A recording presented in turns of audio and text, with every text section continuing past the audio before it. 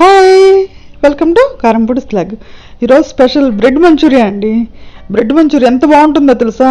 భలే జ్యూసీగా వస్తాయండి. చాలా టేస్టీగా ఉంటుంది. అసలు చాలా త్వరగా కూడా అయిపోతుంది.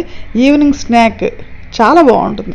మేమైతే నైట్ డిన్నర్ చేసుకున్నాం. ఈవినింగ్ ఎవరు ఉండరు మా ఇంట్లో, అందుకని నైట్ అయితే అందరు ఉంటారు కాబట్టి ప్రశాంతంగా చేసేసుకొని హ్యాపీగా ఎంజాయ్ చేసేస్తూ తినేస్తాం. అసలు మంచూరియా అంటే ఇష్టపడిన వాళ్ళు ఎవరన్నా ఉంటారా చెప్పండి?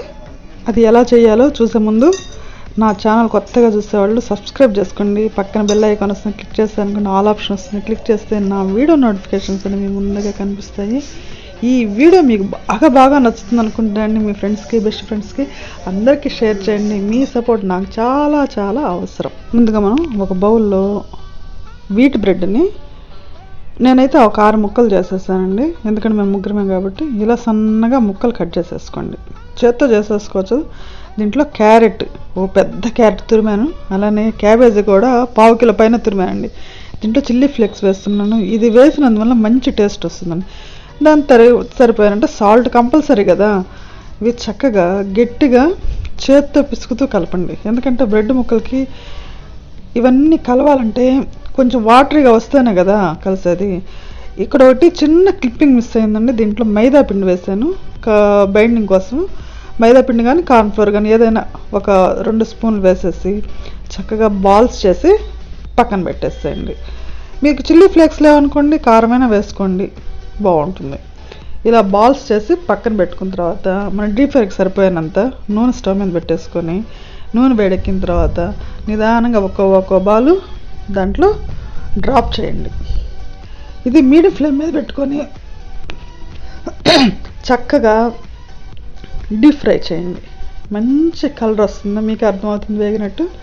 స్లోగా తీసి ఒక టిష్యూ పేపర్ ఉన్న ప్లేట్లో పెట్టేసి తర్వాత ప్రాసెస్ ఏందో చూసేద్దాం.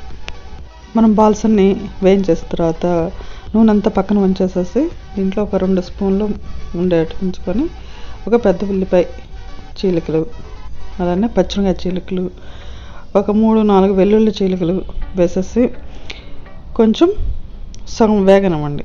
అలానే కరివేపాకు ఉంటే కరివేపాకు కూడా వేసేయండి. మంచి ఫ్లేవర్ వస్తుంది, మంచిది కూడా మనకి. ఎందుకంటే దాంట్లో ఏ విటమిను ఈ విటమిను చెప్పుకుంటూ పోతే చాలా ఉన్నాయి, మన టైం వేస్ట్ అయిపోతుంది. ఇట్లా వేసిన తర్వాత దానికి సరిపోయినంత సాల్ట్ వేసేసుకొని కరివేపాకు కూడా తినేసేస్తారు. ఇట్లయితే చక్కగా సగం వేగిన తర్వాత ఒక స్పూను వెనిగర్ వేయండి, 1/2 స్పూన్ సోయా సాస్ వేయండి. సోయా సాస్ ఎక్కువ వేసుకోకండి, ఎక్కువ వేసుకున్నా అనుకోండి మీకు చేదు వస్తుంది. అందుకని సోయా సాస్ ఒక 1/2 స్పూను, వెనిగరు 1.5 స్పూన్ వేసుకున్నా పర్లేదు.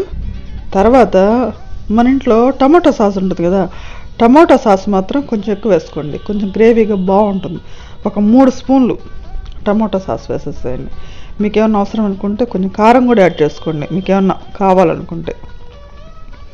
ఇలా వేసిన తర్వాత కొంచెం ఒక 1/2 నిమిషం కలబెట్టేసేసి దీంట్లో ఒక పెద్ద గ్లాసు వాటర్ పోయండి.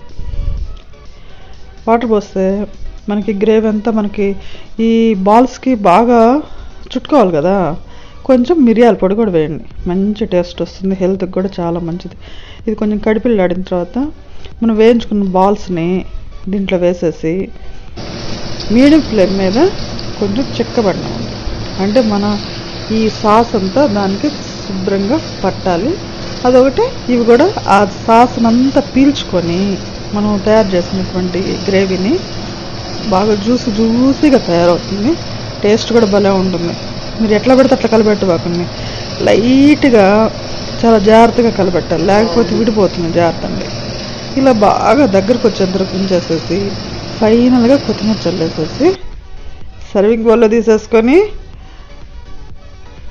ఫాస్ట్గా తినవాకండి. వెంటనే తినాలనుకోండి నోరు కాలిపోతుంది. అందుకని ఒక 5 నిమిషాలు ఆగండి. చల్లారిన తర్వాత ఫోర్క్తో తింటూ ఉంటే మనం ఇప్పుడు దాకా కష్టపడిందంతా మర్చిపోతామండి. భలే బాగుంటుంది. అందరు చాలా బాగా ఎంజాయ్ చేసేస్తారు. ఈ వీడియో మీకు నచ్చే ఉంటుంది అనుకుంటా అండి. మీ ఫ్రెండ్స్కి, బెస్ట్ ఫ్రెండ్స్కి షేర్ చేయండి. మరో మంచి వీడియోతోటి మీ ముందు ఉంటుంది మీ శ్రీదేవి.